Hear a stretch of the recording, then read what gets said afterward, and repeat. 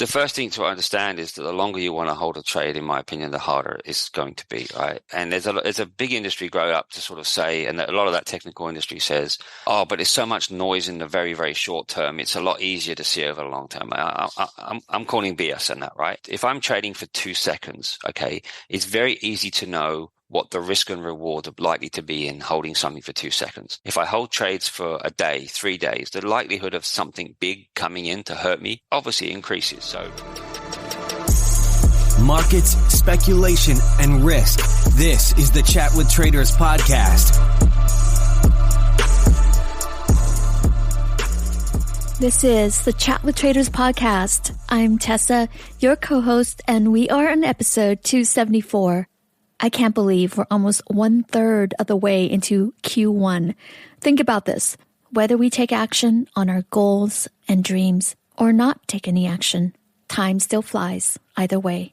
Why wait? Time doesn't wait for us. Let's take action and move forward in our trading journeys. And I mean that, guys. Traders, we're excited to introduce our next guest. But before we do that, every now and then, we have to do a quick reminder that always applies, and I'm sure you already know this. Trading carries a high level of risk, and you could potentially lose all of your money. The podcast episodes, programs, and other content associated with Chat with Traders are for sharing, for informational, or for educational purposes only, and does not constitute trading or investment recommendations or advice. Therefore, you must do your own due diligence and be responsible for your own trading or investment results. Thank you. Today, Ian interviews Gary Norden. If you're a retail trader, you may not like everything Gary has to say, but Gary has 30 plus years of trading since he was 18. He began early as a market maker turned professional trader of scalping futures and trading options. He manages a hedge fund, is an author, and a mentor to many. I would say he knows a lot about retail traders that we as retail traders don't even know about ourselves.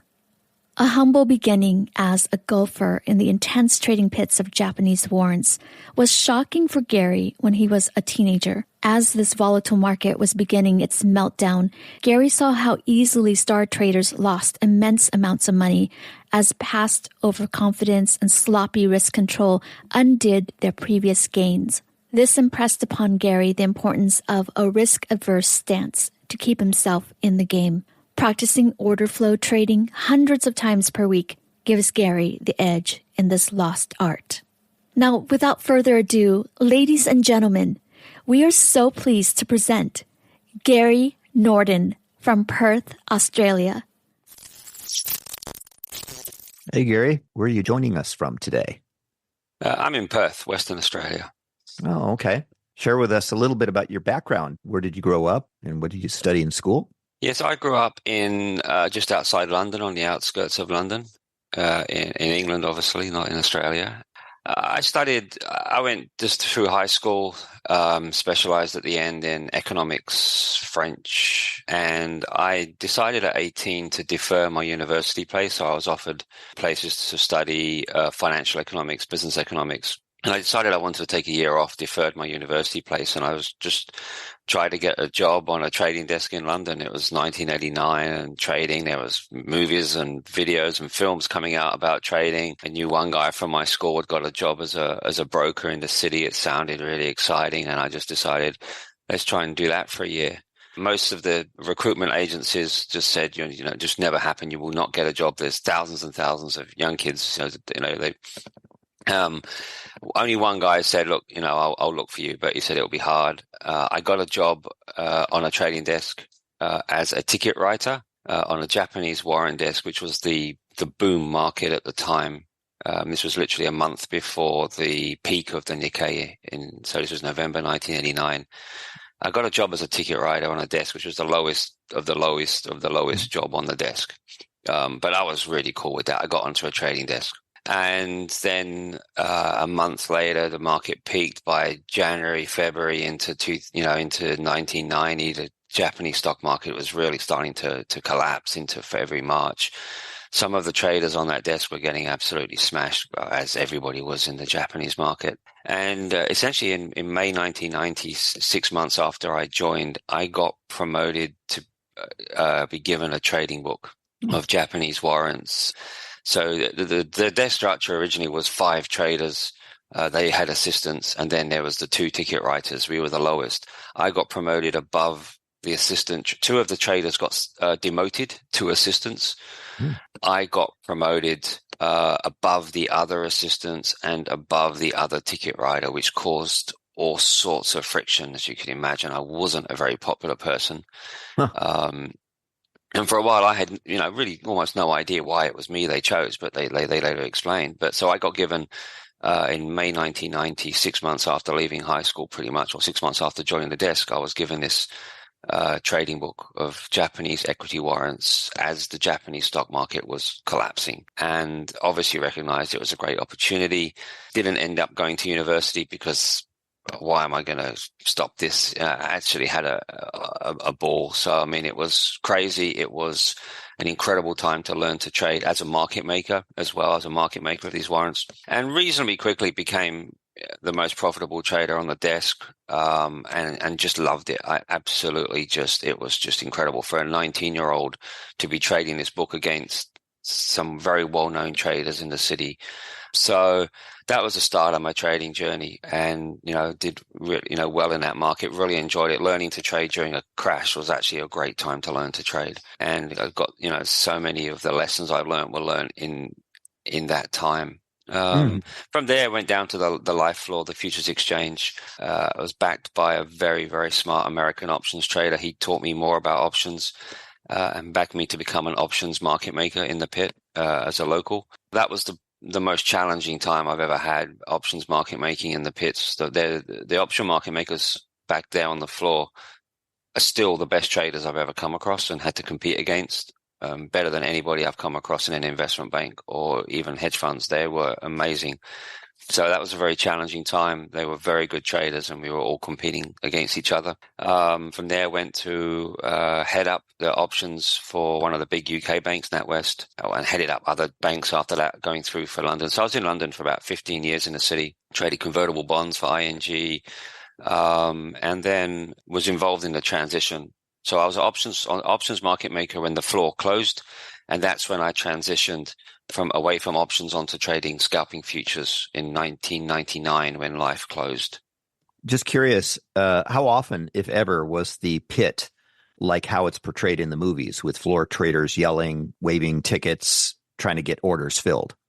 Yeah, pretty much every day, particularly in the futures market. The options market was a little bit different. It operated slightly differently to the futures market, but still, yeah, when there was something that everybody wanted, there would be a lot of screaming, shouting. There's not many of us around, I suppose, left, but there's a lot of misinformation about floor, and people think, oh yeah, it was easy to be a local, and it was a very, very challenging environment. I'll challenge anybody that said, oh yeah, well, they just did this and they just did that, as if there was some kind of, it was just easy to stand in a pit, make prices and make money. It was incredibly challenging for many reasons. Imagine if, every time you're trading, all of your peers around you, they see every trade you're doing. So as soon as I say, yeah, buy those, if that's a stupid trade, everybody sees it, right? Everybody's going to be on your back. So, that's another kind of pressure that when you're sitting at home clicking, you don't have. But imagine you had 60, 70, 80 people looking over your shoulder every time you traded. The physical aspect of the pit as well, I think people underestimate. Standing all day long, screaming, shouting. Sometimes you're not able to get out at lunchtime or whatever because it's just too busy. Standing up all day long, the screaming, the yelling, the spit, the noise, the smells, everything. It's a challenging environment. It was, and frankly, I'm not sure I know any investment bank traders, many others that would ever want to come down. They were scared. And sometimes investment bank traders would come down and look around the floor. Most of them were scared of the place. Frankly, they were like, whoa, this is a hype. It's a lot different. And in many respects, a lot easier to sit behind your desk in an investment bank and make the decisions you want in your time, casually or, over phones. I've done that, and I found it much easier trading for an investment bank than on the floor. And a lot of people will come down to the floor and just think this is an intimidating atmosphere. And it was.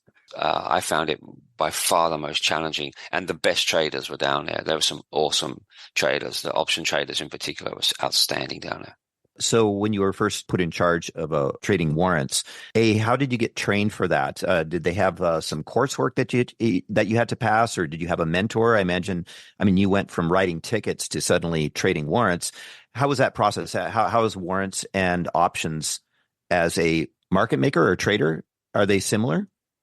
Similar. So in terms of the education, there really wasn't much, but I was running tickets, and then I kind of got taken under the wing of one of the traders, and I sort of became a de facto assistant to him, even though I wasn't being paid in that way or whatever, but I would get in a lot earlier than my job would require because I was sort of helping him. I watched him. I learned predominantly at that point from other people's mistakes, from watching these other traders struggle. There wasn't much money being made by January, February, March. All the other traders were losing money every day. So there was no program for me back then. There was no trader education program. In fact, I started it at that bank. So after I became profitable, and because the others were struggling, I would be running sessions, in our lunch breaks. So our market was closed for 2 hours every day at lunchtime. I would be running sessions trying to teach these guys, the things that I was doing and seeing, because I was making money and they weren't. But there was nothing. I was just thrown in. And because of the way it happened to me, because I was promoted above all of these other people, they all wanted me to fail. I was given basically 3 months, and I mean, people probably wouldn't believe some of the things that were done to me, but everybody on that desk wanted me to fail because they just believed I shouldn't have been given that chance. There were other people been there a lot longer, and I was the most junior guy on that desk. So I knew I had 3 months. I knew that this was it for me. And so really the way to learn was, what has everybody else been doing wrong? There was very little of use that I could take out of that, 6 months that I'd had, because, people were losing. So I learned that, learning by people's mistakes and seeing people's mistakes actually is a good way to learn. You'd see a lot. Now, I was lucky when I went down to the floor, I had a really good mentor in options. So a very good trader from the US. Wade was a fantastic trader. I really didn't get to trade enough with him. I really wish I could have. When I went in the pit, I ended up with someone else supervising me and who wasn't really helping me. And again, that was a struggle. It's very important to have someone guiding you, mentoring you as you're going through that. It's one thing to teach someone something, but you really need people guiding you as you're progressing. Otherwise, it's a lot harder. You mentioned the other traders were making mistakes, and you wanted to avoid those mistakes. So share with us, what were some of the mistakes that you discovered that they were making? Yeah, I think the key one was particularly in that environment of a collapsing equity market, was to cut quickly. And to not worry about a small loss, or so-called small losses. The numbers at that time that you could lose or make on these warrants was ridiculous. It was a crazy market, but you could lose $5,000-$10,000 on one warrant in 2 seconds, and we were all market making like 120. Making prices in hundreds of these, making hundreds of trades a day. If you got this wrong, you could make, if you go back to 1990, losing hundreds of thousands of dollars was a serious amount. So the first thing was cut quickly. From a market making perspective, one of the key lessons I learned was it's very common for market makers to make the market price. Okay, so if you're not sure about, what the market, what the price, what price you should make, you're kind of thinking, what's everybody else making? And you make the market price. I worked out, no, I need to be better than that. So I basically would always have a slight view on my warrants, which ones I wanted, which ones I was happy to be long or happy to be short. And only those that I had no idea about, or I had no real view on, I'd make the market price. But if you make the market price, if you went along with the market, you'd get screwed with the market back then. So when the market got hit, you got hit. So I had to think, okay, there's something happening in this warrant right now. Clearly the price is about to change. I've got to be good enough to make a price either way.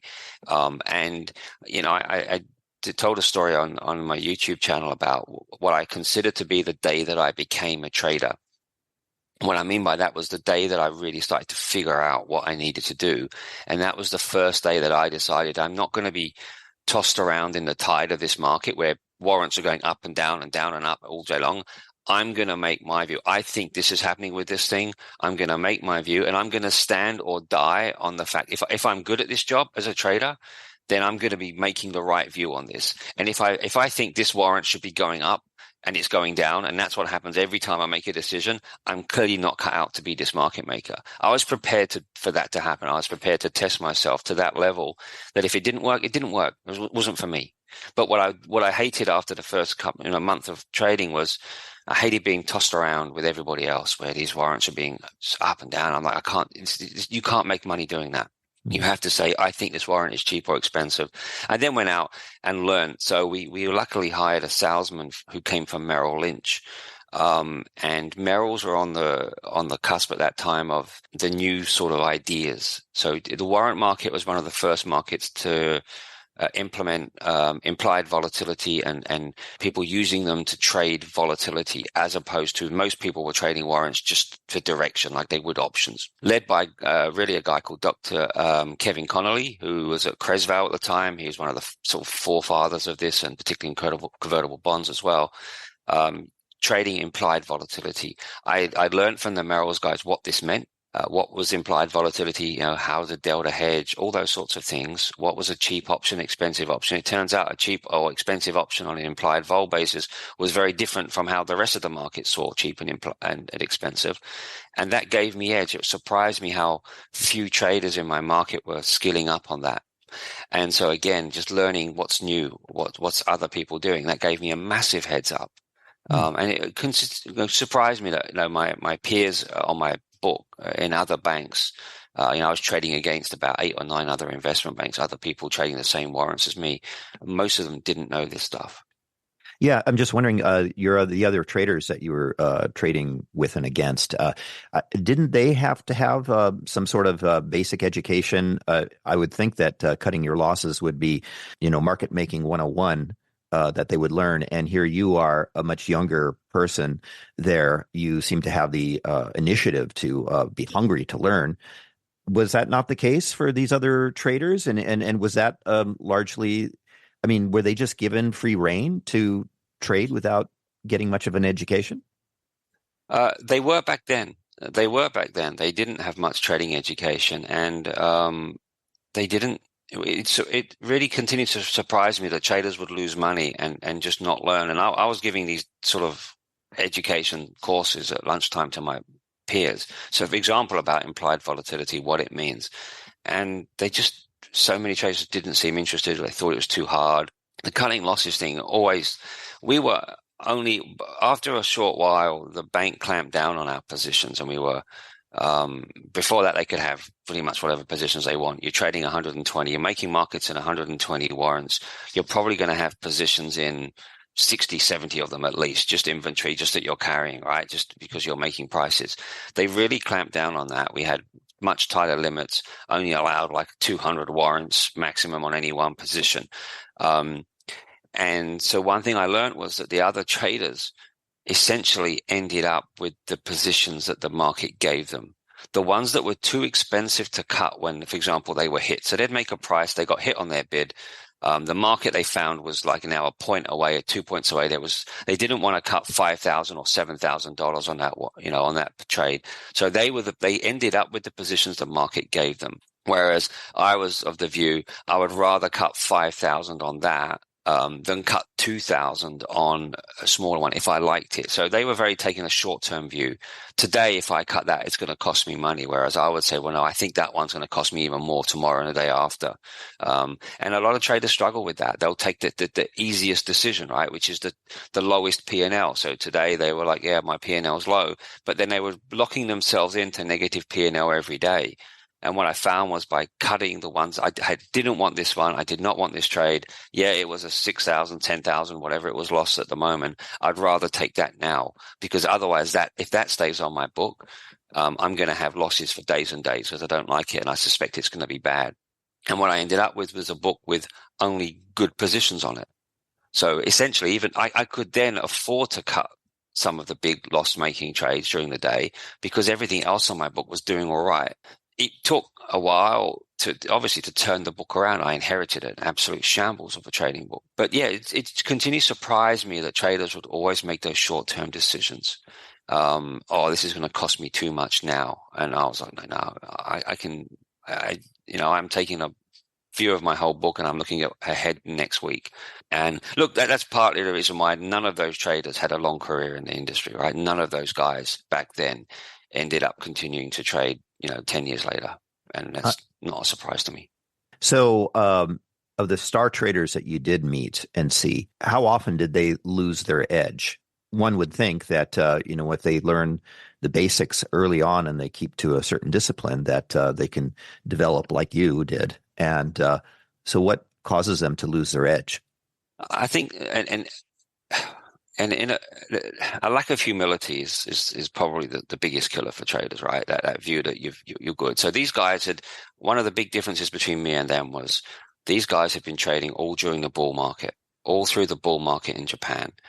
And they were always scared of getting caught short on warrants because this is going to turn around any minute.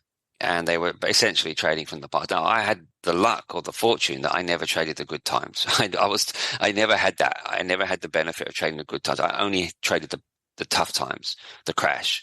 So I was not here waiting for this bull market to return or anything like that. And just to be able to trade, I talk a lot to traders about being in the now.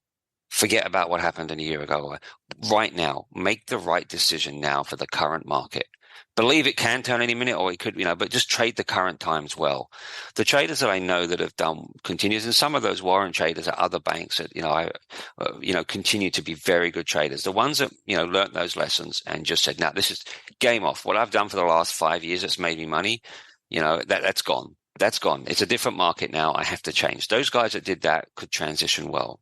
As I've said, the option traders on the floor, on the live floor, their skill set was so strong that, many of them are still trading well today. And there's options, obviously very popular product. I still don't think I've seen any people out there in the social media world on options that have the skill set of those guys that I was trading against on the floor. And really, if you have a good basic knowledge and the humility to understand that, I need to continue to evolve with the markets, then you have the ability potentially to keep going. But like everything, I think humility is just such a huge thing, just to say, yeah, you know what? And every day I just remind myself this thing could do anything today. Because even though, for example, back then in the warrant market, the Nikkei was collapsing, you would get days of massive rallies where the Ministry of Finance or Bank of Japan would basically essentially get the local banks to buy up the shares, right? And just, look, today you can't sell, you're going to buy. And the market would, so you wasn't just about, you just short and make money. It wasn't like that. There would be some, huge rallying days in there. So you really had to be able just to be on a dime in this market and just every day see what is today, what can I do? Not think too far ahead. And just trade the best you could on that day.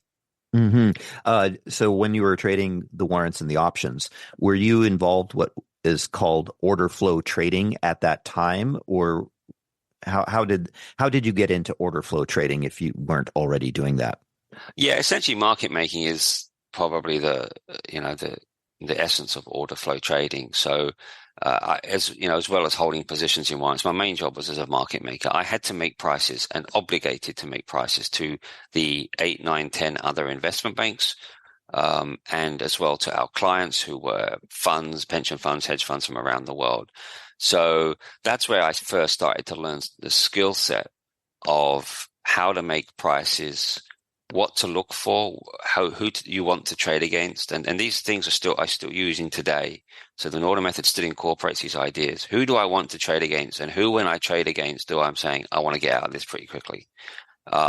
Learning the difference between what's a good trade and what's a bad trade from an order flow perspective, and understanding that quickly. So as a market maker, you can't sit there and think an hour later, actually that wasn't a good trade, let's get out of it. You have to pretty much recognize straight away. If you can recognize as soon as you feel this is a good trade or this is not a good trade, I'm off here, then you need to get in or out quickly based on that. And that's something that that skill set, which I think a lot of, if you're an algorithmic market maker like today, you probably don't learn those skills as much. So those of us that grew up at that time, I didn't have algos helping me. I couldn't cross spread hedge my portfolio or my trades with something else. I was just in and out of warrants all day long. So I had to learn some skills to recognize some of these things, which continued a bit on the floor to a different degree, and then continued into, other things, even to today. And I think some of those skills have been lost because market makers are not being trained anymore. Because it's all a computerized situation, and there's a lot of confusion, misinformation about what market makers should do.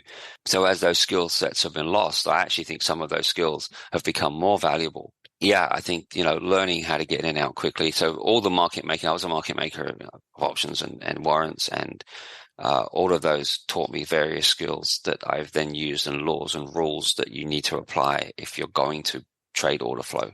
Mm-hmm. So you mentioned the loss of skills and how algos today are doing the market making. Does that imply that the humans today are mostly kind of caretakers of the algos, that they don't really learn the mechanics like you had to learn the mechanics of it, right, before algos? Yeah. But today they don't need to do that? They can trade slightly differently. So for example, if we take options market makers today. Okay. So when I was an options market maker in the Euromark or Bund pit or FTSE pit, okay, when I got filled, I was generally pretty much trading the front month, which is what most option traders were then. And so we were just, how do we spread our risk we spread it across the strikes of the month we were trading.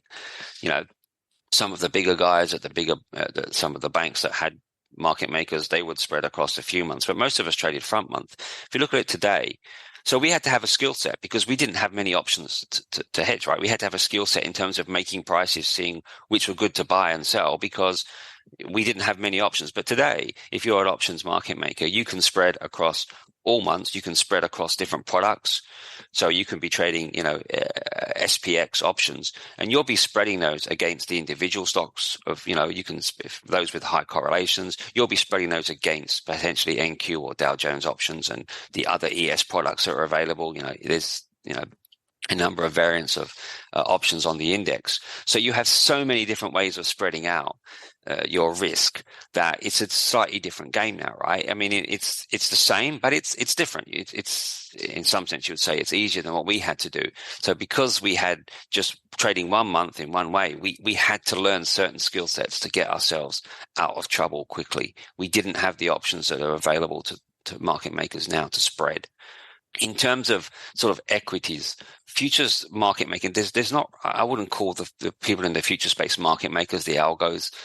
They're high frequency traders, but I wouldn't, they kind of operate in a market making way, but not necessarily. Certainly the ones that I've spoken to, I think there's this misinformation about what market making is, and they're trading in that way. They can still be profitable potentially, but a lot of that's just based on fees rather than on edge. In terms of equities, again, slightly different, right? In the way that they market make. And again, they don't necessarily have to have some of the skills that we had to. But as someone trading for myself in a market making capacity now, if I was scalping futures, for example, I still don't have the options that those market making firms have. I'm only got myself. So I still need to use those skills that I had before, because I'm not spreading across different formats and trading in fractions of, in 0.003 of a second or whatever. So those skills are still needed for me. In one of your previous interviews, you talked about when doing order flow trading, that one of the objectives is to look for weak players to pick off. How exactly do you do that? I mean, what does that look like on your screen when you're seeing a list of asks and the various sizes and a list of bids and various sizes and the volumes, flooding in? How do you identify and pick off the weak players? Yeah, you're right. It is important to be able to try and identify who you want to trade against. You're not always going to get that right. And so the key then is to know as quickly as possible when you weren't filled by the people that you wanted to be filled by.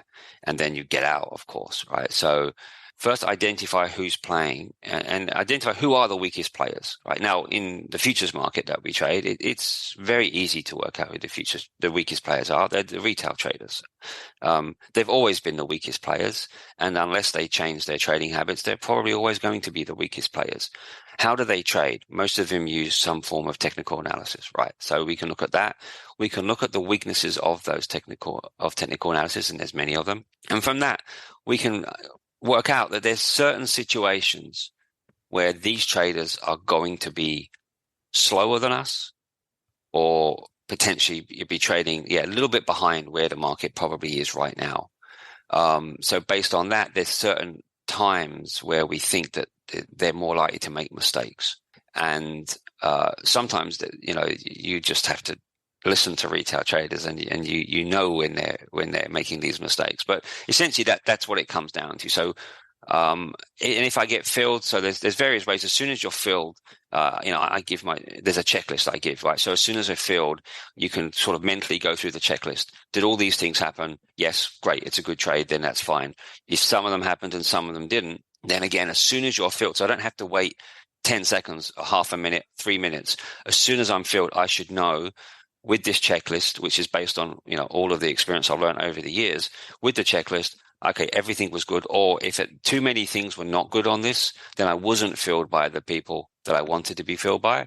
At that moment, maybe a bigger player came in this case, get out. Whatever it is, just get out. So there's certain ways that you'll know when you're filled. Again, going back over, all of my 30 plus years, there's times you'll know that wasn't the right way. So identifying when they're likely to make a mistake, which is generally based on the way they're trading, and then recognizing as well that sometimes you won't get it right, and therefore as quickly as possible. If you can recognize as soon as you're filled that this wasn't great for whatever reason, there could be a number of factors. If you can recognize that quickly, then the next step is, okay, just get me out. So while you were market making, did you trade or invest your own money? And was that allowed? And if so, what kind of assets did you trade or invest in? In terms of investing, or either one? Did you for your own accounts? So when I was a market maker of options on the floor, I was trading my own account as a market maker. So that was as a local. And subsequently when the floor closed, and I was scalping futures, as a local with my own money. In investment banks, when I worked, I worked in a number of investment banks as a senior trader. No, I will say this, I am not an investor. I find it very hard to be an investor. And I've always said this, I'm a trader, and I know that. And in banks, you can't really, it's very difficult to have trading. You have to get everything approved when you're trading in an investment bank. So it was just too hard. I didn't like it. I like to concentrate on my trading. So on the floor for a number of years, I was trading my own account. And as well for myself when the market's been computerized. But when I trade for a bank, no, I don't really get involved in investing. It's not my thing. In your book called Technical Analysis Exposed, you mentioned in there that the rise of automation has led to a decline of knowledge and trading skills. And I'm just wondering, how is this possible when your home-based trader today has access to more education and tools than when you first started as a teenager, including like level 2 data and others? Isn't that enough for us all? The access to data is excellent, is much better than they had before. But just because there's more information out there, but if the majority of it is noise, it's not helpful. And that's the case. I think personally that it's harder than ever for new traders to find out what's really going on. And I was interested, I think it was Cliff Asness recently from AQR, is it the hedge fund, who said that he also, I think he was saying that skills are being lost, and it's harder than ever to find good information. There's more information out there, but it's harder to disseminate, and I was punching some stuff into, even to chat GPT a few months ago. I did this on my YouTube channel. There's an options question I gave it. It got it completely wrong. Right? I asked it 2 different variants. I can't remember what the question was, but they were 2 completely different questions, and it came up with the same answer. It could not have been the same answer, but it's scouring the internet. And of course, there's a lot of junk on the internet. So how do you get through that junk? If I think about traders of my ilk from my generation, none of us use technical analysis, right? So none of us, and we saw it around. We might have tried it for a bit. I did, go on some TA courses and learn it, and it just didn't fit with how we saw markets. So traders who grew up and were trading in the 80s and 90s, pit traders, for example, you couldn't, you were just in there with a pencil and paper. You had to have other ways of trading. I think one of the things is that the technical analysis traders on this internet era, they're by far the most popular out there, right? If you're going to look up trading education, that's what you're going to get. Now, for traders of my ilk, my generation, and my training, we think that's garbage education, frankly. I mean, we don't agree with it. We don't agree with the assumptions of technical analysis. We don't think it works. But, for our generation, if you would have spoken to professional traders 20, 30 years ago, we would have said, stay away from it. But now, if you're going to start trading, almost certainly that's where you're going to start, isn't it? If you're going to start trading as a retail trader, look up trading education, you're going to get some form of TA. I see. So why is that? Why do you think that? Why don't they? Does the community teach traders the same way that you learned? Firstly, there's a number of reasons. But I call it in another book, An End to the Bore, I call it the financial junk food industry. And I called it that because one day my son was about 9 or 10, and he asked me this question. We were talking about, we didn't want to go to a certain junk food restaurant. And he said, well, Dad, why do restaurants make food that's bad for people? Right? I might want to use the word allegedly in there, but let's just say, why do they make food? I said, well, because that's what people want. They want convenience. So if retail traders want to learn a trading style where they can trade for 10 minutes analysis a day, simple levels, blah, blah, blah, blah, blah, there'll be an industry that will grow up to give them that. Whereas if the trading industry says, look, actually, it's a very tough business. You're going to need to spend hours behind a computer. It's high focus, high intensity. It's difficult. It's tough. And most people will fail. This is the other method. It's a very difficult method. It's, a lot of focus, a lot of intensity, requires a lot of training, not about prediction, all this sort of thing. People are, I don't want that. Mm-hmm. I don't want that. And I've seen in my time, for example, futures sort of prop shops pivot away from more robust training focused at professionals and building their trading room to education that's more focused at retail traders. And it's clear the difference and why, because that's what the retail traders want. If you want to make money in business, you've got to give people what they want. Unfortunately, what a lot of traders want is not good for them. That's my view. So there's a lot of information out there, yes, but I don't necessarily think things are getting better. I don't see any evidence that with all of this new information and platforms that the success rate of retail traders has improved. I don't see that at all. I don't see them getting close to the success rate of floor traders, for example, or people like that. So you have to start asking why. Why are they not improving? Because some of the stuff they're being given does not have edge, is not helpful to them. So as a market maker, my understanding is that you hold on to positions for just seconds. You're just looking to flip it as fast as possible. But what about for the many traders who don't have the time or desire to just concentrate on just order flow type of trading and want to take on swing positions, say, that go out for days, weeks, or months? Do you have any advice for them with regards to, are there any technical indicators that can provide an edge? Answer won't be popular, obviously. The first thing to understand is that the longer you want to hold a trade, in my opinion, the harder it's going to be, right? And there's a big industry grow up to sort of say, and a lot of that technical industry says, oh, but there's so much noise in the very, very short term. It's a lot easier to see over the long term. I'm calling BS on that, right? If I'm trading for 2 seconds, okay, it's very easy to know what the risk and reward are likely to be in holding something for 2 seconds. If you want to hold something for 3 weeks, what's the risk reward of that trade? What could it get to? Where could it's a lot harder. If I want to hold it for 3 years, it's even harder again. So, and other things, for example, if I hold a trade for 2 seconds, the likelihood of me getting burnt by a big trader, smashed by, taken out by a big trader is going to be the smallest it can be. That's why when I trade for myself, I prefer to hold trades for 2 seconds. If I hold trades for a day, 3 days, the likelihood of something big coming in to hurt me is obviously increases. So when I'm trading with my own money, risk is the number one thing. I'm not trading for a bank. I can't afford to get smashed and keep coming back. It's too hard. So smaller trades to me make more sense trading with my own money. Trade for, 3, 4, 5 ticks and do that 50 times a day, right? That seems to fit the risk profile of me. My view is for traders that in this industry, you should either try to trade in a professional kind of a way, which is generally a high frequency way. Most of the professional, if you look at the hedge funds or whatever, will seek high frequency methods. There's a number of benefits to high frequency. Either try and trade in that way, or frankly, probably best not trading at all. And I'm comfortable saying that to people, that might be the best way.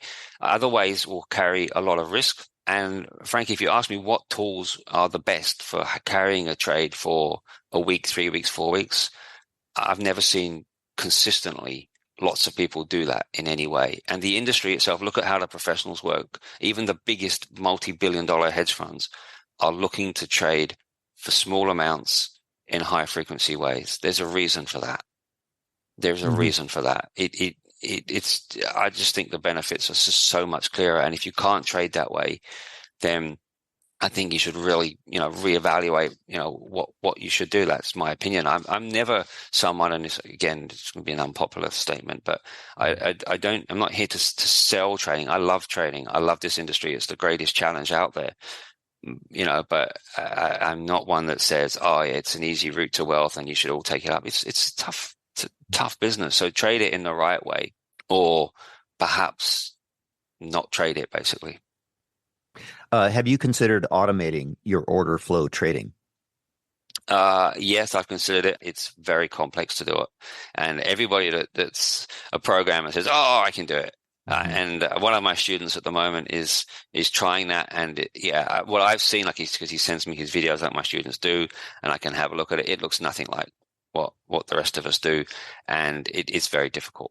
There's a lot of nuances to this, and essentially the key component of order flow trading is trading in the now. Okay, so trading based on what you see now. So that means that one of the problems with algorithms and automation is, it has to keep changing as things are changing.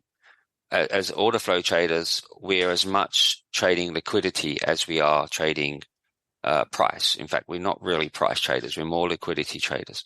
So therefore, you've got to, that's continually changing. So you're continually just changing what you're doing. It's very rare that you're going to do the same type of trade, that, moment after moment. So it's just constantly changing. And the information that you might use, where you place the order, all these things could change with every trade you do. So that makes it pretty complex. Yeah. Well, speaking of high frequency, I'd like to talk about the high frequency traders, the HFTs. In Michael Lewis's book, Flash Boys, which was about a Canadian mutual fund manager who discovered how his fund was being front run by HFTs, which resulted in very poor fills. Lewis seems to imply through his book that the market is rigged for larger investors because HFTs, often physically located very close to the exchange, can spot orders coming through and more quickly buy shares ahead of these large orders, only to flip them moments later at a higher price back to these institutions. Are HFTs a significant problem to worry about? Okay, there's a lot to go through there as well. So good question. Firstly, since the HFT Flash Boys book has come, a lot of HFTs have closed. There was a high point for that industry, and then they sort of merged. A number of them closed. Of course, there's still some available. Secondly, the ones that are still trading, generally operating around the equity space, where they can trade in larger size. So for me, my students will look at futures markets, which are often too small, but there are still a lot of HFT or some HFTs playing in that space. But a couple of things. So you've hit on a really interesting point there. A lot of people talked about HFTs as market makers, and you mentioned the word front running there, which is a really classic. I mean, most people, you ask them about what market makers do, they think front run. And there are a lot of HFTs that are programmed in that way. market making is not about front running. That is just a small part of it. And that's why I said like the skills a lot. So these firms can do that. They can do that more in equities than they probably can in futures. Why? Because there's not a lot of big orders. If you look at the NQ futures, for example, it's 2s, 1s, 3s, 2s, 1s, 3s. Well, which one of those orders are you going to front run? You know, you don't front run a 3-lot order, right? You'll front run a big order in an equity. Fine. Okay, that's fine. But market making is more than front running. In fact, market making is about filling. Front running is about not filling, right? It's about jumping in front of a big order. Market making, your whole point is that you can fill big orders. And that's, to me, when you're market making, if you're a market maker, not just a front runner, you're able to fill those big orders, not just front run them. And if you are a designated market maker, you will have to. Someone wants to buy 50,000, 100,000 shares. Can you fill that order? If you can do that, then you're a market maker. If you're not, if you're just front running, you're not a market maker. So they're not actually acting as market makers. They're just acting in a different way. So I want to just clear up the confusion about front running. That's not market making. But in that sense, am I worried about them? Well, firstly, HFTs in the futures market, which is where we're looking at, they're trading in such a short time frame, I can't even see them. They're probably largely trading against each other because they're the only ones trading in that time frame. If I'm only trading 2 lots in and out of NQ, ES, because we are generally small traders in and out, I'm not worried about them front running me, right? Because there's nothing to front run. Another key point about trading is I'm not trying to build edge over the market or over everybody. There are certain people, and in futures markets, there's enough of them who trade in a certain way. I only need to know my edge over those and be able to pick them off enough. That should be fine. And then on the other occasions when maybe an HFT or a bigger trade or someone else has filled me and I didn't want it, I'll just get out of the trade, right? I'm just going to get out. I'm never going to be, obviously, get near 100%. From my perspective, in equity markets, yeah, I've been asked a lot, does my strategy or Norden method, would that apply to equities? In theory, it does, right? In theory, the market making styles and all that would work. But I think it's more complex in equities. And one of the reasons, for example, is in a number of equity markets around the world, orders are routed through a market maker. It's going to be very hard to act in a market making style when your order's being routed through someone else. So the ability to trade on an exchange directly against other traders, which futures gives us, is why I think futures is the best product for traders to trade. They're the fairest product for small traders. So I love futures in that way. In theory, it can be applied to equities as well. In reality, in many markets, I think it'll be more difficult. Great. I'd like to go back just a couple years to the meme stock craze, where some of us experienced this meme stock frenzy with GameStop, AMC, among others, seeing stratospheric gains. As an options maker, were you surprised at just how high the implied volatilities got on these meme stocks? And did these prices fit into the traditional option pricing models like Black-Scholes? Did the system work well during that crazy time? Yeah, that's a great question. The meme stocks was an interesting time. A lot of talk about, gamma squeezes, things like that. There certainly wasn't the response from the market makers was as you would probably expect. So the implied vol got really high because once they realized what the game was, the market makers are going to be the first to respond to that. Market makers always generally have to be the first to spot where there's a problem and the first to react. So they acted well. They effectively said to these people, if you're going to buy these things, we're going to make you pay for them, right? And they made them pay for them. And one thing to understand here is that market makers can short out of the money calls. The market can rally. Okay, they can short lots. The market can rally and the market maker can win out of that. You can't, so actually that's a strategy a lot of market makers want. They like being short call options, and in the meme stocks it was mainly short. The problem will become if it goes through your strike too much, but selling out of the money call options, particularly for that higher price, and in fact as a market maker, if you sell those very expensive call options and the market falls, that's your biggest weakness there, most likely. Why is that? Because when you sell the calls, you buy stock. Oh, to and cover. Because Mm-hmm. And because they're very expensive, your delta is going to be too high, so you're buying too much stock, effectively. So the hardest thing there as a market maker is to work out what deltas you really want to be on.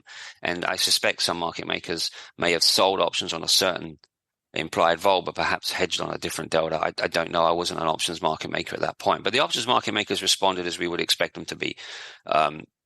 They repriced those options, and we never heard any mention really of market makers struggling there. Right? There was a lot of talk about gamma squeezes and squeeze and squeeze and squeeze, perhaps which from a direction perspective, but not from a P&L perspective. We didn't. I think the market makers, and I heard on a podcast, I think it may have been this one, head of one of the option market makers saying it wasn't that bad for them. They weren't getting. If one of the classic things about market making is this: if you know something's going to happen, you plan for it. It's a bit like saying, the week before, most weeks of the year, supermarkets might sell 10 turkeys. And then the week before Thanksgiving, they sell millions of turkeys. Aren't they going to be short turkeys? Well, guess what? Because they know it. They buy millions of turkeys the week before, right? Or the 2 weeks before. As a market maker, if you know something's going to happen, if you see something's going to happen, you prepare for it. I always laugh at some of the analysis of options market makers out there at the moment. If this happens, they're going to lose this. No, if this happens, they know that, right? They know that already. And if you know a risk, you can plan for a risk. So I suspect that once market makers realized what the game was, they just priced up the options. They priced them very expensively. It was going to be quite hard to make money ultimately from them. And look, it was an interesting time, right? And initially, like always, when there's something, the first people to get involved made money. The last people to get involved got smashed.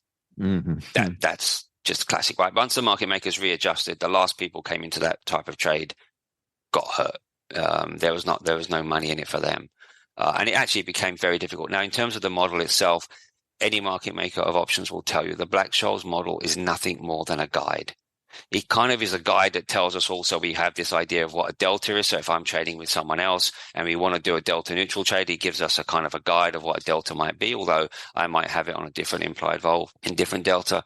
But every options market maker knows there's flaws in that model. Every option market maker will tweak around it, and every market maker knows it's a guide. So, and at extremes, that model is just, it's really just a loose guide, particularly when you get to like the 200s, 300s, implied vol that we got in those meme stocks. You really have to be very careful. It's very difficult to hedge. If you looked at that point, for example, on these calls, they almost all were, even a call option that was way out of the money was given a 45 delta, 50. I mean, everything at 200, 300 vol is got like a 40-50% chance of finishing in the money, or 50 delta. It's like, that's crazy. That's what it is. And at that point, they are very difficult to trade. A real specialist, and again, a bit like 0-day to expiry options. Anything at extremes and 0-day have extreme gammas. Anything at extremes are very difficult to trade. And the reality is most traders should stay away from them. During this time with the meme stocks, I noticed that the short interest just went through the roof, and a lot of talk about creating these short squeezes. And the longs would be screaming, oh, shorts have to cover. And I'm just wondering, when old short participants could be covering, while new, deeper pocketed shorts enter later with a substantive position sizes, that could still be small relative to the overall position, overall portfolio. As a market maker, can you see data to indicate the average weighted price of the shorts to help you determine what is the likelihood of a real short squeeze taking this thing to the moon? So firstly, I'm not an options market maker at the moment. So for the hedge fund, I design option trades, but I'm not a market maker. So I don't need to drill down into the data that much. And for the trades that we do, I don't drill down to that degree. Secondly, as a market maker, your main job is to make prices, right? And then position yourself. So you're trading in the now to position yourself. So the modern options market maker has so many ways of diversifying their risk that I think that talks about squeezes and that, I just think that and because of the volumes themselves. So what's your best way of diversifying risk as an option market maker? It's just to trade out. Now, if you're trading a product that trades 3 times a day, okay, you're going to have a hard time. And there's 5 option market makers. You're going to have a hard time trading out of risk. But we're talking about products that are trading thousands, tens of thousands, hundreds of thousands of times a day. That's your way of trading out. Option market makers, technically, most of the time are trying to trade out of all risks, gamma risk, as much as they can across spreading out. So I think a lot of the discussion personally, and again, options market maker guy would be the right one, but I think that a lot of people's views about what their positions are, I think are misguided. I don't think they have near the risk that people think. Again, I'll be happy to be corrected. I'll give an example about this type of thing. So in the options world, there's every quarter, end of every quarter, there'll be a number of accounts out there talking about the JP Morgan collar trade. Okay, the JP Morgan fund collar trade that happens at the rollover at the end of every quarter. Now, a year and a half ago, there was a lot of misinformation about that, about the delta effect of that, right? And that was big for a while. Oh my goodness, this is going to create huge delta effect. And it turned out, no, it didn't, because it was delta neutral. So we already saw that there was some misinformation out there. But you'll have things like now, I laugh at this, but there are some, quite well-known people in this space will say things like, right, there's 30,000, 40,000 of these collars to be rolled over. Market makers, are short these strikes and long these strikes from that collar trade. And, my most obvious thing I'm going to say here about that is, if you think the market makers 3 months after the original trade still have the same exposure to those strikes as they had 3 months ago, you're dreaming. I mean, there's no way they would have traded in and out of those strikes thousands of times. The first thing is to try and get rid of strike risk. So there's still a lot of people talk about, oh yeah, well, market makers are long this strike as we get to the end of that collar. No, they did that 3 months ago. But 3 months later, how many times have those strikes traded? And you'll get situations, for example, where the market maker may have traded, the out of the money call strike, for example. Perhaps the index has rallied sharply, which happens quite a bit, right? We've had a, 8, 9, 10% rally in that quarter. Those call options have gone from being in the money call options to now, out of the money call options. They're now in the money, which means they're technically functioning now as an out of the money put option, which gives the market maker another way of exiting that strike risk, because now the puts are trading, whereas when they were an out of the money call, in the money put, the put would not have traded much, but now the puts are trading more. He or she can get out of that strike a lot easier. There's simply no way the option market makers still have the same exposure to those strikes as they had 3 months ago. Yet that's what the commentary is for.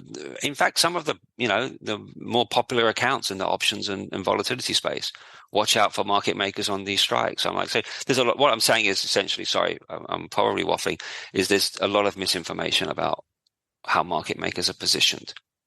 A lot of talk about their weaknesses. And I've always, I have a saying about large traders. If you can understand, if you can understand the positioning of these big traders, either you're wrong or they're rubbish. And in the case of these option market makers, they're not rubbish. They're very good. And I think they're quite happy for the misinformation, of course. I think that's why they don't dispel it, right? So something like what I've just explained with the options is a very easy thing to dispel for anyone who's been an option market maker. Yet that's still a very widely accepted view that the options market makers still have that position 3 months later. Why don't they dispel it? Because they're happy of course they are. If you're trading in a big trading book of any kind, you're more than happy for people to have the wrong idea. In fact, any trader, I mean, even for myself, I know there's a lot of misinformation about what I do out there. I'm quite cool with that. I don't mind that if people misunderstand what I'm doing, and I'm not going to go out there and tell people, no, this is what I do. Why? My understanding is you're currently running a hedge fund. Yeah, so we launched. So I've worked with a guy, and we started designing trades together about probably nearly 10 years ago now. And we found some cool strategies which we eventually decided to package up and to put in and start a fund. We decided to launch that. It was just before COVID, which is not a great time in terms of being able to go out and sell. So we kind of put that on the back burner, and now we're kind of relaunching the fund now. So we have a very specific style of trades that we want. So we design strategies with roughly zero correlation to equities, which is extremely hard, as the industry itself finds that extremely difficult to get to zero correlation. So we feel that that's a real niche that we can try and exploit if we can design those trades. And funnily enough, the way we do some of those, particularly with the option trades we use, is with some of the old market making techniques. When we see a weakness in a trade that we designed, often it'll be an old market making, like one of these sort of techniques that I used years ago could reduce that weakness in that trade. Interesting. That's what we try.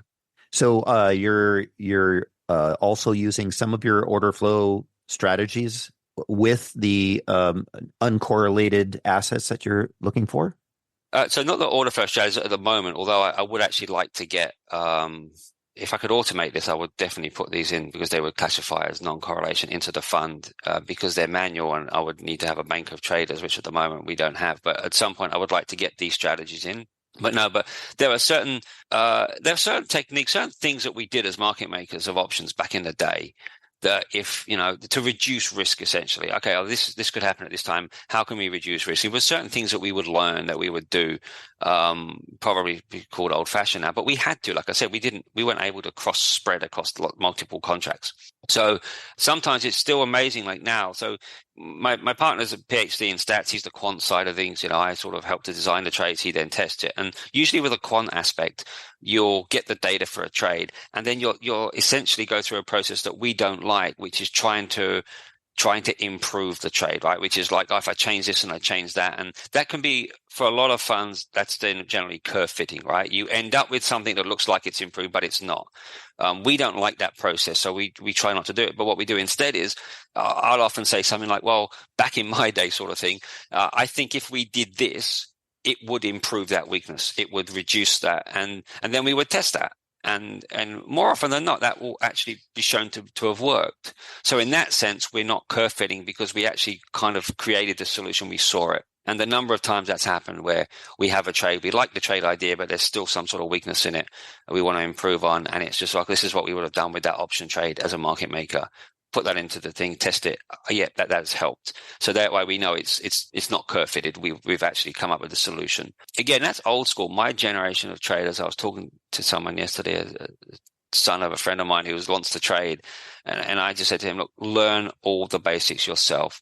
Because when you're only using computers and programs, how do you know if what it's spitting out is wrong? And there's a lot of traders out there, option traders, if they were putting in trades into the machine, into their broker platform, how would they know if it was giving them a false equity curve?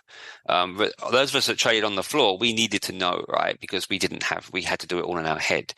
And when our runner would give us our position back after maybe 10, 20 trades, he'd come back. We had to look at him and go, no, that's wrong. Give it back to him. That's wrong. We had to know it was wrong. So we had to learn that skill set. I still think that's a powerful skill set. I still feel underlying what is actually happening here. What did make this trade work? What didn't make it work? Rather than just, the ability to code in that is great, but sometimes you can just spit out curve fitting information, which is not going to help. How many different types of markets is your hedge fund involved in? So at the moment we have 7, 8 different types of strategies involved in, and options we have on NASDAQ, S&P, and Russell. We have some statistical arbitrage trades, which are pairs ETFs trades. So that there'll be country v country. We have VIX trades in there at the moment. We have dozens more strategies we want to test, but we were trying to raise more money now, or we're trying to raise money and start the fund so that we can then go through and test the other trades. Essentially what we say to ourselves is we'll trade anything that's exchange traded and liquid. So we want a liquid exchange trade, which would then give us the ability to grow the fund. And then around that will try and design trades. And we just sit around thinking, what type of trade in this market could potentially give us zero correlation to equities, roughly? And then we go about the testing strategies of it. Over what time periods do you look at for calculating correlations between the different markets? And how often do you find yourself needing to change the relative weighting because the correlations change depending on what time frame you're looking at? Yeah, so we're not trading the correlations of the markets. We're designing trades that don't have a correlation to the S&P 500 index. Okay. So for that, potentially we could take any index and try to design something around that. And the key factor is, does this have a, somewhere between, minus 0.3 and plus 0.1 or something like that. So that's what we've done. Now, what's interesting is there's some strategies there has been some erosion of profit, which you'd expect over time, right? But one or two of it, some of the trades that we actually first designed 7, 8 years ago still perform reasonably well. And again, there's certain things about the way we design and trade and try to do that I think helps that to happen. Again, because we're proactive in how we create the trades. We're not just searching through data looking for things that work. We're proactively designing in an old-fashioned way. It probably makes us a little bit harder for other quants to find what we do. Perhaps, I don't know. We're interested in some strategies, of course, over time, their performance has dropped. We would expect that. We would always expect we have to design new ones. That's part of the game. So the performance might drop, but as we add more strategies, we hope in the future that would increase performance. The key thing is the correlation. Does it stay roughly, around that zero level to S&P 500? Yes, it has consistently in all conditions. So if the S&P rallies 1 month and falls the next, we've been about the same, zero correlation roughly. So that's the main thing for us, because this industry, again, coming back to the start about more information, shouldn't it lead to better outcomes? I feel that, again, the trading skill is getting lost. If you can look at some of the better performing hedge funds, and if people have read even the book about Renaissance, which is a fantastic performing hedge fund, but a lot of hedge funds, a lot of traders, even good ones, have a P&L profile with they make money when equities and risk assets go up and they lose when they go down. I grew up in an era where that you'd be out of business if that happened to you. As an independent trader trading my own money, as a market maker, we had to make money in all market conditions. There was no, I've written a piece recently on LinkedIn about this. We didn't have the comfort of saying, yeah, well, we had a bad year, but everybody had a bad year, which is kind of like a common thing now, right? Yeah, we lost, but everybody lost. Like I'd never taken comfort in that because I've traded so much on my own account. That's never comfort in that. You have to find a way. So I feel that, and Morgan Stanley put out some research that the hedge fund industry's correlation to equities, it's just been on an upward curve for the last 10, 15 years. It's now over 80%. Hedge funds now, as an industry, correlates 80% with equities. That to me, they're not doing their job. And to me, again, it says that people with our skill set that can try and design trades in a different way, I think we have edge there. I think we have something of value, irrespective of our performance necessarily, because reducing correlation risk adds value. So we're going to, we know, for example, we're going to underperform in bull markets. If the S&P goes up 25%, we're going to underperform that almost every time. But we don't think investors will worry too much about that if we can reduce correlation risk. We tend to make money when the S&P falls, and any years where there's reasonable volatility, we should be okay on as well. But reducing correlation risk, I think, is becoming one of the hardest things for investors. And that's a niche that, we hope we're one of the few players in. And I said the skill set required for that is perhaps a little bit different, which is why there's very few hedge funds in that space. So to wrap things up, what do you struggle with most as a trader? I think in the modern world, there looks like there's so many opportunities, and you're constantly hearing about new potential things, whether that's crypto options. Somebody says, crypto options, there's so much to be in there, and you can go down so many rabbit holes.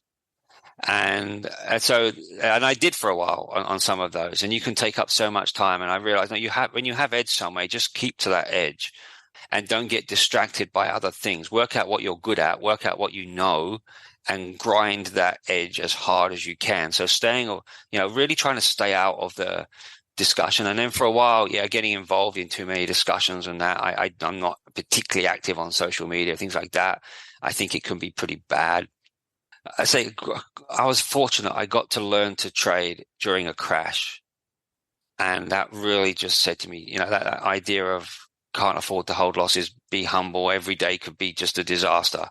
It really, really helped. So I struggle with the noise basically. I think I think it's a common thing for traders. The noise, keep away from noise.